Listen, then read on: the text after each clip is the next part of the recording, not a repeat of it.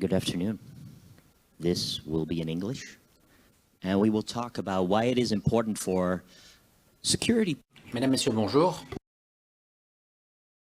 Nous allons parler de sécurité pour permettre aux développeurs de travailler en toute sécurité dès le départ. Alors, parlons d'opération DevSec. Qui a entendu parler de DevSec? Beaucoup, oui, c'est très bien. Maintenant, qui pratique les DevSecOps de nos jours? C'est pas grand monde, hein, malheureusement. Maintenant, certaines personnes au moins le font. Alors, on va parler de la base. Les DevOps. Qui connaît le DevOps? Oui, super. Les DevOps, eh bien, on essaie de faire tomber le mur entre les développeurs et les anciennes organisations d'opération à l'ancienne. On essaie de les réunir. Donc ici, on peut être meilleur, plus rapide et plus fort.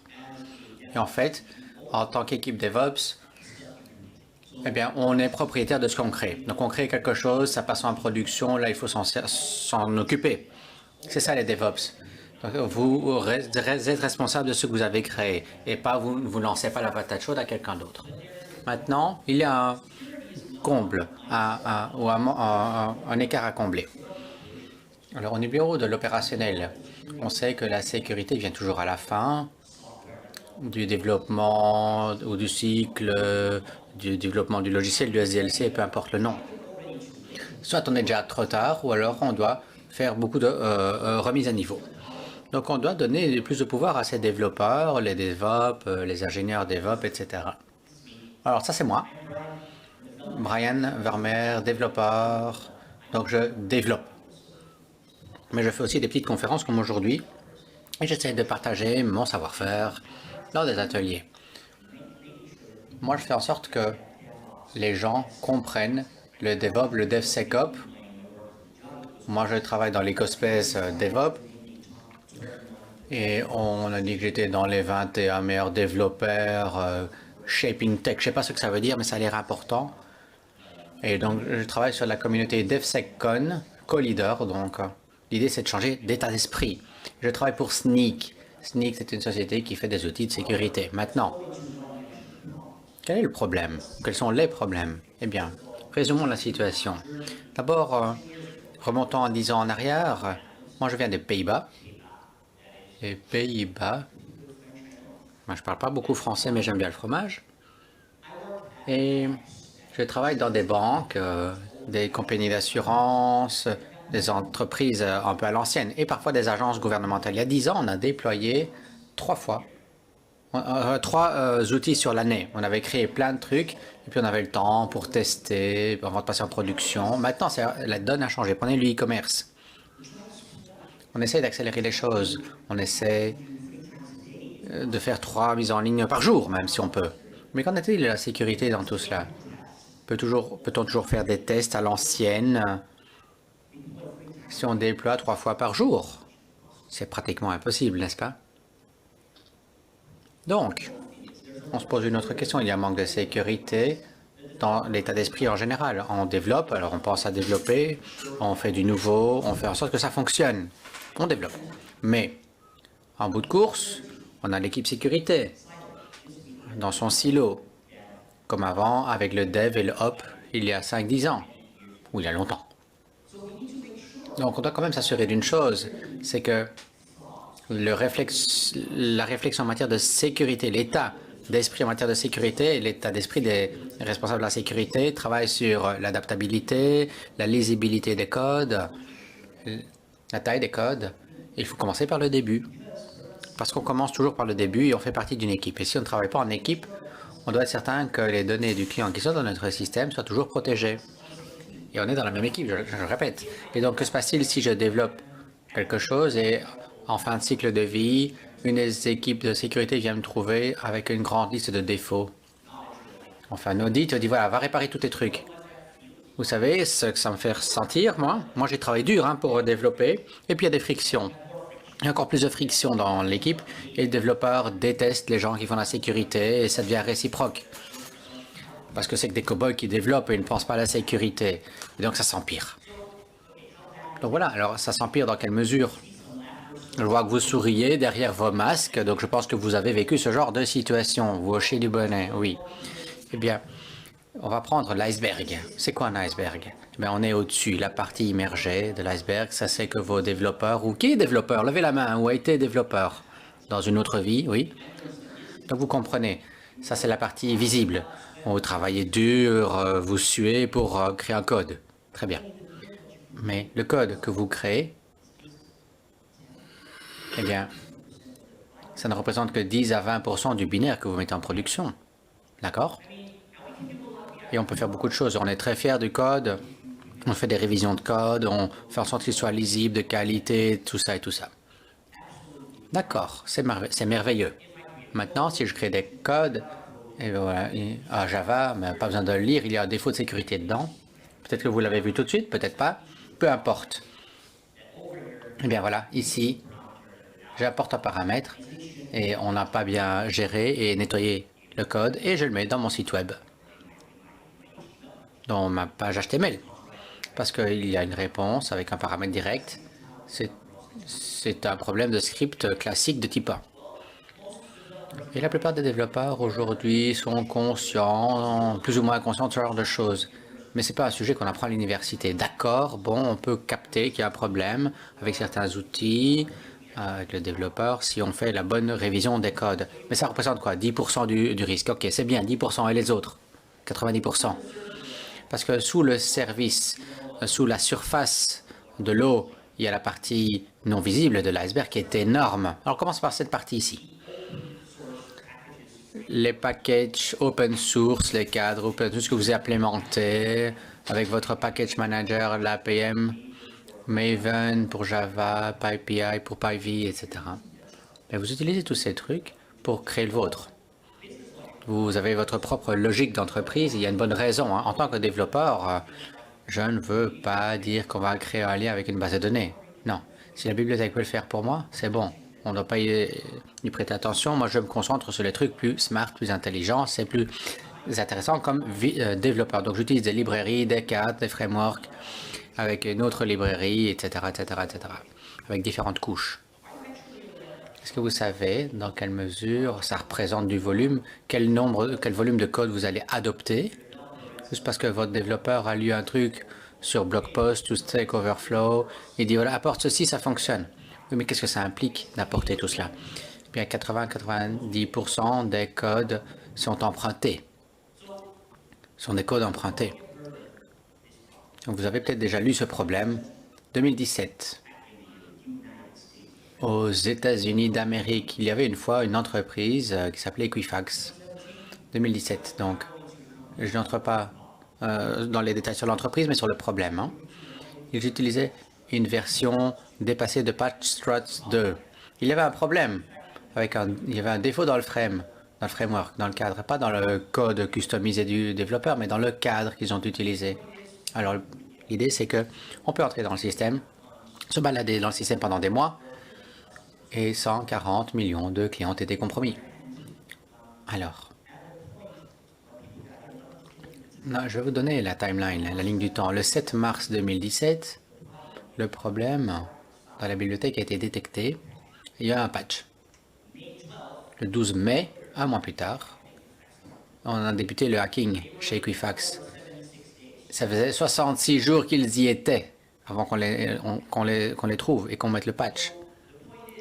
Donc en fait, beaucoup de développeurs de software et d'entreprises se concentrent sur des features, des applications, parce que ça vous donne des avantages par rapport aux autres, à la concurrence. Ce qui est en production, c'est déjà là. Maintenant, vous vous concentrez sur les nouveautés. C'est là qu'il y a le problème. Parce qu'ils utilisent une bibliothèque dépassée. Il y avait déjà une nouvelle version. Et ils auraient pu résoudre le problème. Donc les dégâts, c'était, pour l'instant en tout cas, 2 milliards de dollars. Ça va augmenter, probablement, parce qu'il y a un problème de branding et autres. Alors, le petit truc, il faut faire du coding, du codage en direct devant vous, avec ma main, une main et l'autre sur le micro, donc vous allez être très compréhensif à mon égard. Voici une application, c'est du Java. On l'a utilisé avec le même patch, la même librairie, bibliothèque. L'application, ça n'est pas importante, parce que le problème, il est dans le cadre. Donc, en tant qu'un vrai hacker, je ne suis pas hacker, rassurez-vous, je vais dans mon terminal. Je vais l'agrandir, attention.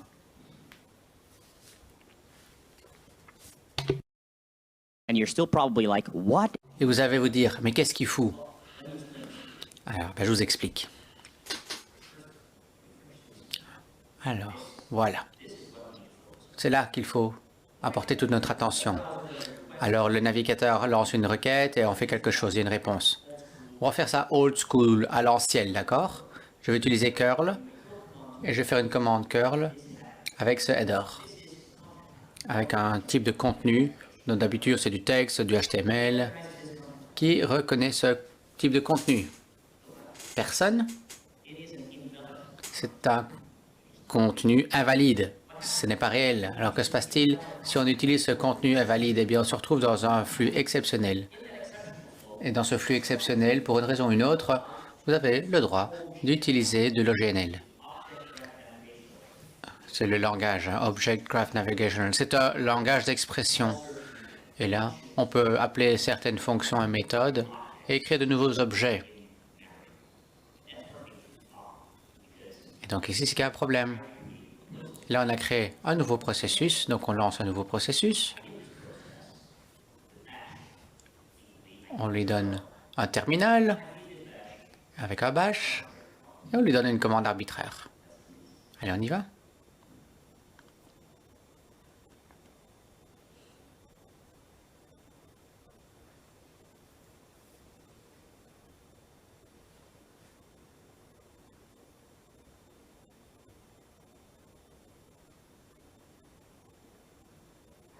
Voilà. J'utilise le header que je vous ai montré. Maintenant, je vais remplacer le terme commande par env pour environnement. Env, environnement. C'est une commande de base. On ne va pas faire sur la localhost, c'est trop facile. On va faire sur l'application, sur un provider. Hein. Donc, on efface ceci. On fait une get request sur cette application, sur le local. Voilà ce qui se passe. Regardez ceci. Ça me donne plein d'informations de statut. Maintenant, j'ai les variables de l'environnement sur ce qui est là au cloud. Si je peux avoir un impact sur les variables de l'environnement, je peux savoir quels sont les fichiers, créer des fichiers et créer un fichier avec du contenu scripté. Je peux reprendre ce script 2 jours plus tard. Et moi, je peux vous dire, cherchez encore pour trouver ce qui s'est passé. Allez dans vos logs. Ce sera dur pour vous. Et voilà le Java Home. Ce n'est pas très intéressant, mais je peux faire des codes arbitraires, des exécutions arbitraires de code. Et voilà le Java Home ici. Alors, on va faire quelque chose ici. Donc ici, j'ai l'application. Alors, je m'inscris. Je vous explique l'application dans un instant. Mot de passe 1, 2, 3, 4, 5, 6. Vous savez, moi, je suis quelqu'un de très sécure. Comment on dit, hein, faites pas ça chez vous. Voilà, une liste to-do de chez Sachur, on peut créer des to-do, hein, des choses à faire. Ici, je fais quoi? On va les petits signes, etc. Ça fait un peu nerd. Ok, on va donner priorité à cela, parce que là, on veut avancer. Voilà. Je vais l'agrandir pour vous. Le pi, il est traduit en représentation SQ.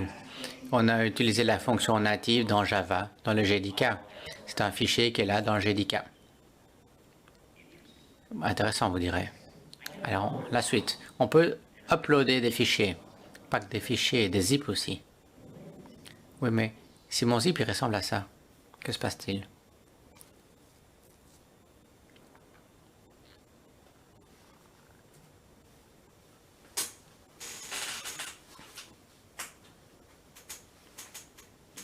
Vous voyez? Il y a deux fichiers. Un texte, txt, fichier normal. Et un deuxième fichier. Et le voilà, le deuxième. Point, slash, etc., etc. Jusqu'à la racine. Et vous voyez là le code, jdk slash bin slash native. Native de ASCII. C'est là qu'on retrouve le fichier dans le JDK, donc dans mon instance JDO. Donc je fais un zip, je dézip, et si ça fonctionne, on vient d'effacer un dossier qui était natif dans le JDK. On efface et on remplace un fichier natif. Alors on prend un fichier. Je mettais. Vous avez des gens qui font de la programmation avec une main, c'est pas facile, hein, je vous assure. Je les respecte. Voilà, donc maintenant c'est dans mon dossier public. Qu'en est-il de l'autre, l'autre fichier?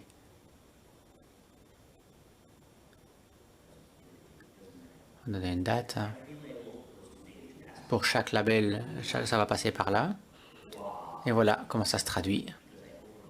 J'ai réécrit le code, en fait, j'ai écrasé et remplacé. Il n'y a pas de fonction unzip dans Java.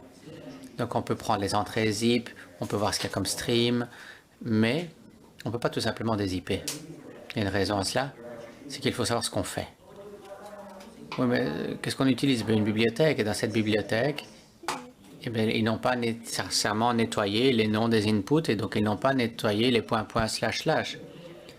Ils n'ont pas étudié la voie, le chemin ou l'adresse, et donc on se retrouve avec l'application. Donc j'ai effacé un code originel que j'ai remplacé, et donc mon application fait quelque chose de différent. Je ne m'y attendais pas.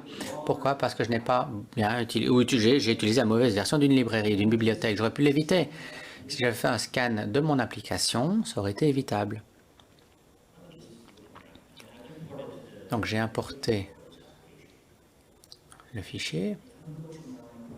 Si je vais sur mon projet et je vous montre à mon outil pour vous montrer ce qu'on aurait dû faire, pas avec mon outil, mais avec n'importe quel outil finalement, pas nécessairement le mien donc. On va prendre le zip. Voilà le problème. Et si je fais une mise à jour, ben, je suis bon. Donc on n'a pas fait attention en fait à ce qui était déjà en production pour ce qu'on s'est trouvé tourné vers l'avenir, vers ce qu'il allait faire. Si c'est cassé, n'y touche pas, nous dit-on. Et ça a souvent lieu dans les grandes entreprises. Hein. Donc il faut être prudent. Alors on continue. Vous avez le binaire que vous mettez en production. Dans quelle mesure cela correspond-il à votre code? Vous avez apporté 10% du code. D'accord. Et tout ce qui est en jaune, ce n'est pas votre code. Mais il faut quand même y prêter attention et surveiller. Cela autant que la partie mauve au centre qui est votre code. Mais est-ce que vous le faites? Est-ce que votre équipe de développement surveille tous ces codes? Ou une fois que c'est dedans, c'est dedans. Point barre. Ne répondez pas, je ne veux pas savoir, mais réfléchissez-y. L'open source. L'utilisation d'open source a explosé ces 10 dernières années pour de bonnes raisons. Mais l'open source, c'est pas plus sûr ou moins sûr que du local. Moi, je développe de l'open source, je contribue à l'open source avec des packages, plein de trucs importants, mais tout le monde commet des erreurs. Et on peut les réparer, les corriger. Mais quand un paquet est utilisé très souvent, eh bien, il y a de plus en plus de victimes possibles. Donc, on devrait vraiment suivre tout cela. Pas dire, voilà, ça fonctionne, c'est bon, on passe à autre chose. Statistiques maintenant, parlons statistiques. Nouveau paquet créé par écosystème par an. En ligne, en jaune, c'est MPM. Ceux qui gagnent. En 2019, plus d'1 million de paquets. Plus d'1 million. Donc si vous cherchez un paquet, il y en aura des dizaines. Mais alors lequel choisir? Parce que chaque année, il y a de nouvelles vulnérabilités qui sont identifiées dans l'open source, dans chaque écosystème, en plus de ce qu'on connaissait déjà. La plupart de ces problèmes se trouvent dans les paquets, dans les bibliothèques que l'on apporte, qui eux-mêmes comprennent d'autres trucs avec 3, 4, 5 niveaux, où il y a peut-être quelque part un petit problème. Et ce n'est pas que votre paquet qu'il faut surveiller manuellement, mais savoir ce qu'il y a comme inclusion implicite dans votre paquet. Alors on demande aux personnes qui font la maintenance de l'open source, on leur a demandé s'ils sont sûrs de la sécurité de leurs connaissances. On leur a demandé, dans une étude, 63% disent, bon, eh ben, ça va plus ou moins au niveau de mes connaissances en matière de sécurité. Et là encore, on fait des révisions de code sur nos codes, mais on fait confiance au reste. Ça, c'est quand même bizarre, quand même, comme attitude. Alors, demandez-leur comment ils trouvent les vulnérabilités. Et 27% disent ben, je ne trouve pas les vulnérabilités, ça me fait peur. Donc oui, il y a un grand décalage entre les développeurs, les équipes DevOps et la sécurité. Et qui est responsable de la sécurité? Qui pense que c'est l'équipe sécurité qui est responsable uniquement de la sécurité? Personne, d'accord, merci.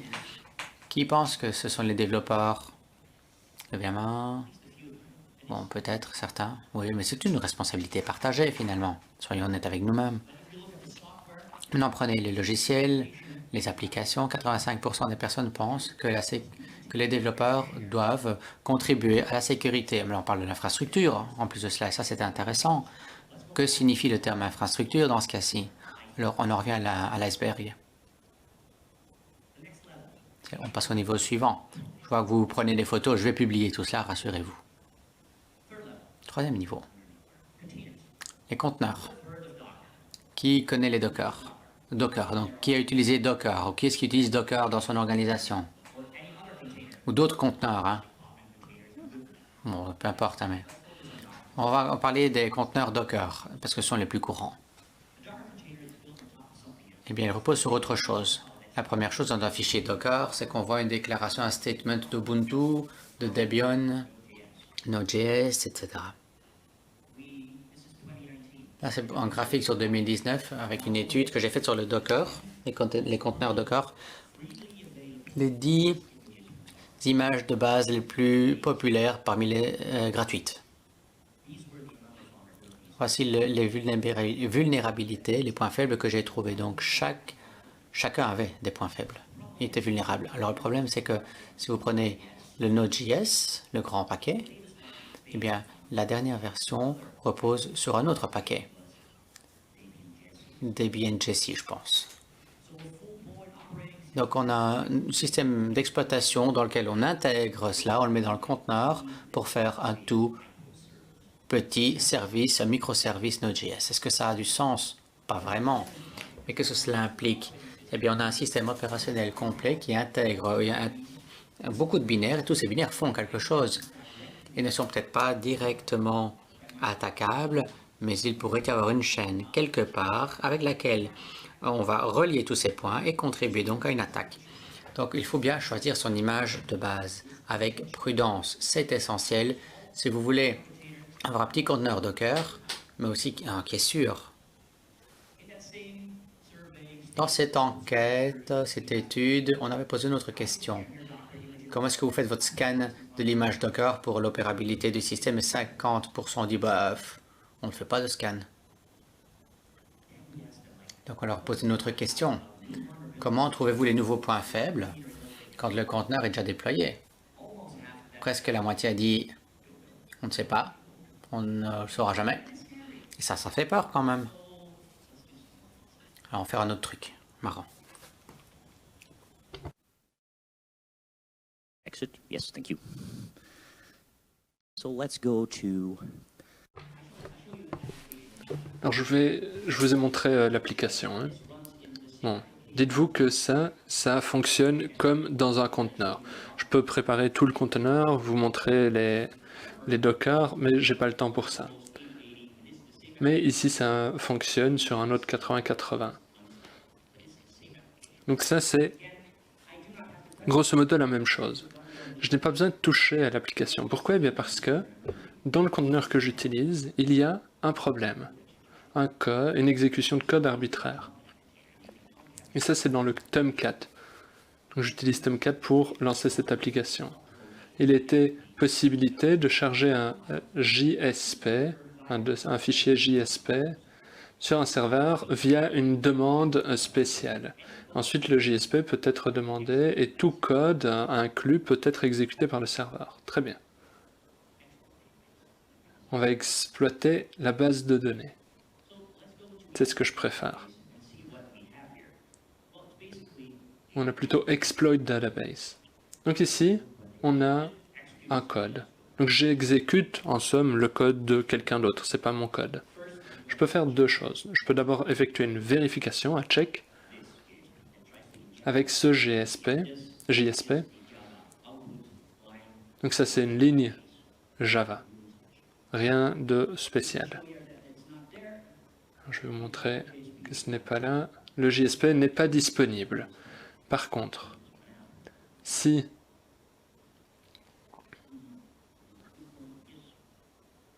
j'inclus ceci,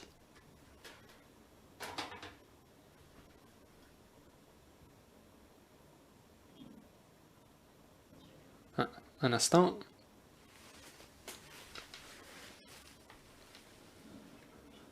Ah, j'ai perdu ma connexion Internet. Désolé, je ne peux pas vous montrer. Je vais réessayer. Le conteneur source.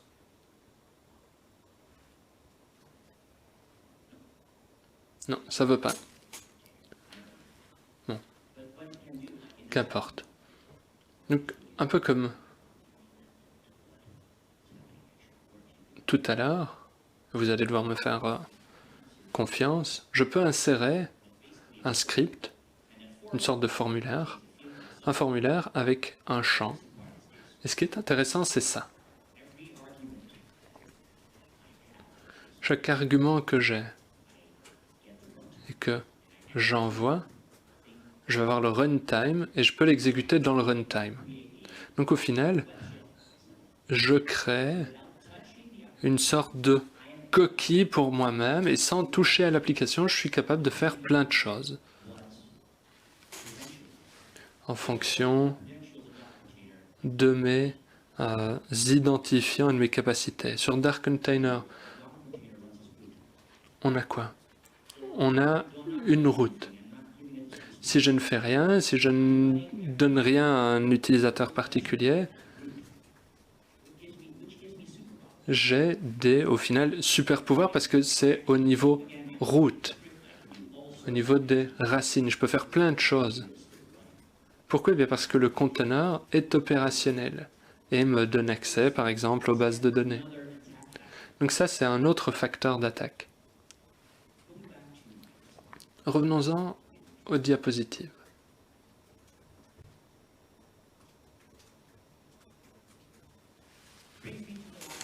Ça m'amène à la dernière partie de mon iceberg. On a l'infrastructure en tant que code. Donc ce n'est pas un conteneur que l'on a, on en a plusieurs. On peut avoir une Terraform pour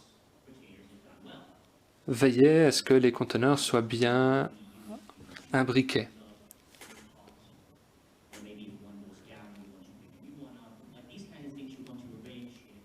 Donc on veut veiller à la bonne configuration de ces conteneurs. Ça, c'est la dernière partie. Donc on a le code, l'open source, les conteneurs et l'infrastructure en tant que code.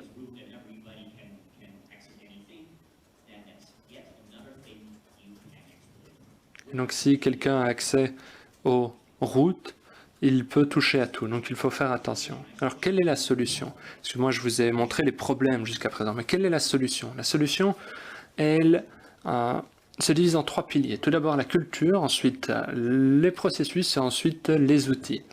La culture tout d'abord. Je vous ai déjà dit que les développeurs, les équipes de sécurité sont, bon, peut-être pas des ennemis, mais ils ne s'aiment pas trop. Et nous avons différents KPI. En tant que développeur, je veux créer des choses. En tant qu'opérateur, je veux veiller à ce que les choses puissent être mises à l'échelle et déployées facilement. La direction veut des résultats, veut de l'argent. Mais si mon directeur m'encourage simplement à produire et que je n'ai pas le temps de vérifier tout mon code et d'éliminer les lacunes, ben je vais faire des raccourcis. Parce que c'est comme ça que je vais pouvoir aller plus vite.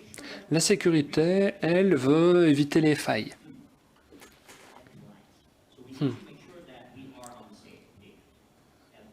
Si on a des objectifs différents, ça ne le fait pas. On doit être sur la même longueur d'onde.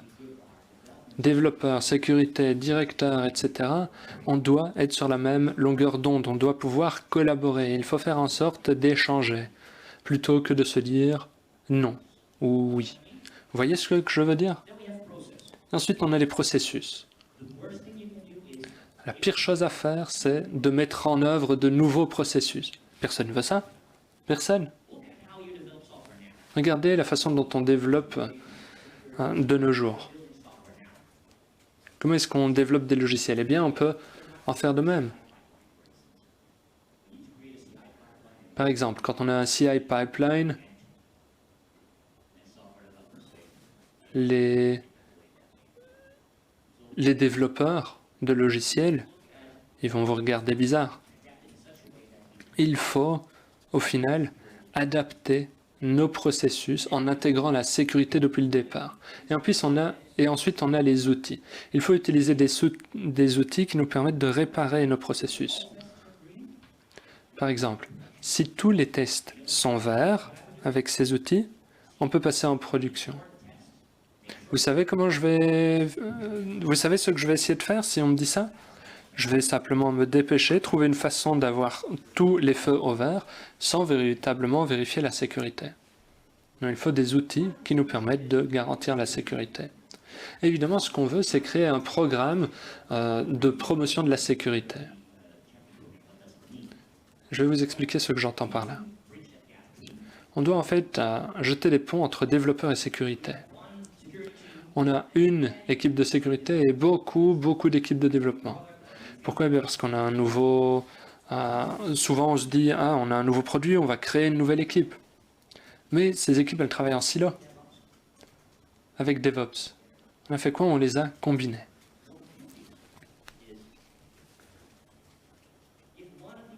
On peut en fait donner à un développeur, je dis bien un développeur, la possibilité d'être conscient de la sécurité. Il faut que ce développeur ou cette développeuse soit conscient de la sécurité et parle de la sécurité au reste de l'équipe.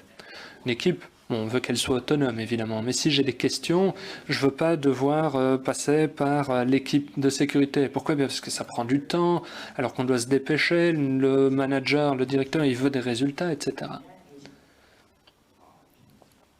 Ça, c'est ce à quoi on veut parvenir, mais ce n'est pas facile. Par contre, si on parvient à faire cela, à avoir un intermédiaire, un développeur qui est conscient des problèmes de sécurité dans l'équipe, on peut faire mieux. Si on fait ça avec chaque équipe, on peut avoir des champions de la sécurité. Et de cette façon, on est sûr que l'on peut appliquer les processus de sécurité. Mais ça, c'est compliqué. Vous me direz, bon, j'ai peut-être pas envie de le faire. Et je vous comprends. Mais pour avoir un programme de création de champions de la sécurité, que faut-il? Il faut se concentrer sur les développeurs. Les équipes de sécurité doivent parler aux développeurs, comprendre quels sont leurs problèmes. En tant qu'équipe de sécurité, qu'est-ce que je peux faire pour vous, vous développeurs? Et l'idéal serait que des personnes se portent volontaires pour participer à ce programme. Donc on doit se concentrer sur les développeurs. C'est ça le premier objectif. Ensuite, il faut également un soutien de la direction. Il faut que la direction, le DSI, les autres directeurs participent et encourage ce programme. Sinon, ça ne fonctionnera pas. Si le DSI, si les responsables informatiques sont pour, à ce moment-là, on peut créer la culture que nous souhaitons. Les équipes doivent également être autonomes. Comme je l'ai dit, c'est ce qu'on veut et c'est ce dont on a besoin. En tant qu'équipe de sécurité, on ne veut pas être trop strict. Mais on peut mettre des protections, des garde-fous. On ne diminuera pas les risques à zéro, mais chaque risque éliminé, c'est une réussite.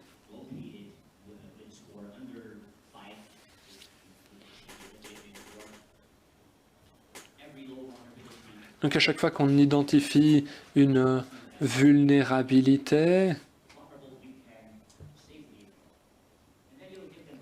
faible, on peut l'ignorer. Si on en trouve une plus grave, à ce moment-là, on agit. Mais on se concentre sur les grandes vulnérabilités au départ. Et on continue le processus, on ne s'arrête pas systématiquement à chaque fois qu'on identifie une vulnérabilité.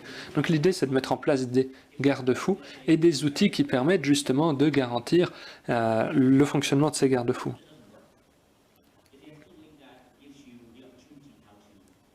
Il faut avoir la possibilité également de réparer les problèmes tout au cours du processus.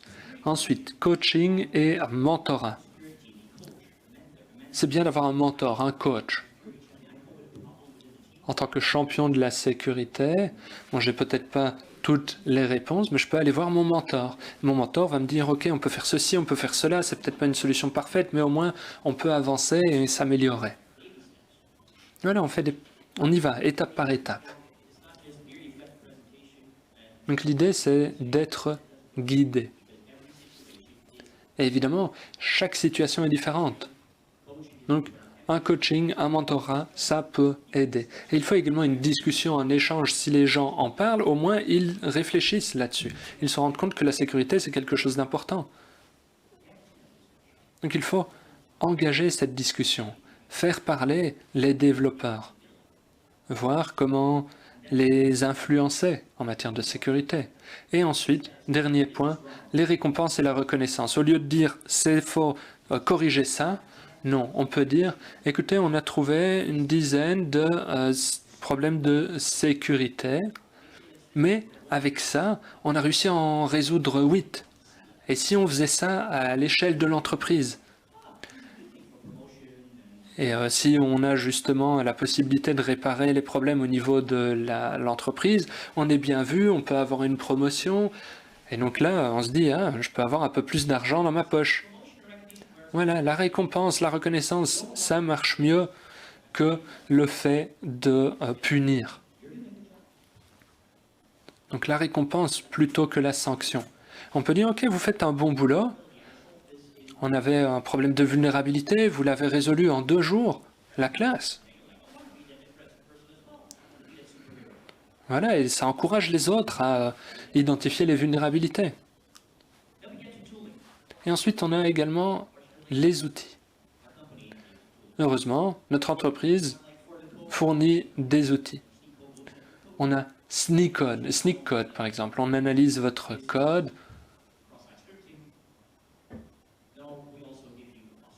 Et on vous propose des solutions. Pareil avec Snyk Open Source. On analyse vos dépendances et on voit comment les réparer. Peut-être qu'il existe une nouvelle version open source qui n'a plus de vulnérabilité. Une petite mise à jour peut suffire parfois. On a également Snyk Container. On analyse les images de base que l'on a. Parce que peut-être qu'on a des images qui fonctionnent, mais qui ont quelques soucis. Et on peut justement régler ces problèmes. Pareil pour l'infrastructure en tant que code. Donc les 4 étages de notre iceberg. Mais évidemment, les outils seuls ne suffisent pas. Il faut que ces outils soient mis en œuvre à chaque étape. Il faut également que les développeurs les utilisent. Personnellement, j'aime bien les terminaux. J'analyse, je scanne mes applications sur des terminaux. Par exemple, Snyk Test. Évidemment, j'utilise mes propres programmes. Certaines personnes préfèrent l'avoir dans l'IDE. Alors si certains le veulent sur un terminal, d'autres sur l'IDE, ouais, ils font comme ils veulent. L'idée, c'est d'agir rapidement. Si la fonctionnalité n'est pas là, évidemment, c'est plus compliqué. Si quelque chose n'est pas sûr, on ne va pas l'utiliser. On peut également agir au niveau du répertoire Git. Dans tous les cas, une fois qu'on déploie tout cela, il faut assurer un suivi, un contrôle. On peut utiliser Snyk Container, vérifier quels sont les problèmes et effectuer des analyses hebdomadaires, quotidiennes. Et par exemple, on va avoir une analyse quotidienne et dire « Ah, écoutez, là, il y a un problème, vous pouvez faire ceci, cela ». et on pourra identifier les problèmes. Ça peut aider à autonomiser les développeurs, mais seulement si ils le souhaitent, seulement s'ils utilisent ces outils.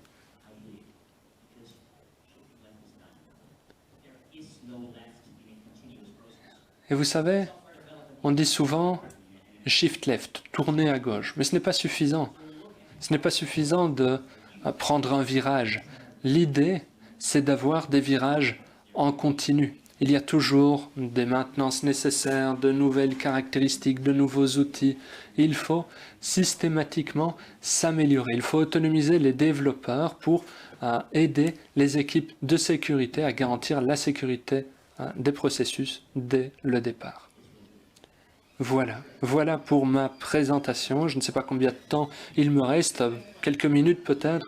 Mais si vous avez des questions, dans tous les cas, nous sommes présents sur le salon au numéro F29. N'hésitez pas à venir nous voir. Si vous avez des questions, vous pouvez les poser maintenant ou les poser sur le salon. Vous pouvez également me contacter par email, Twitter, ce que vous voulez. Merci beaucoup pour votre attention. J'espère que vous avez apprécié cette présentation.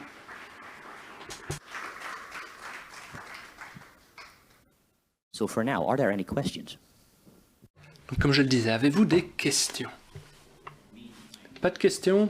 Ça veut dire que j'étais soit super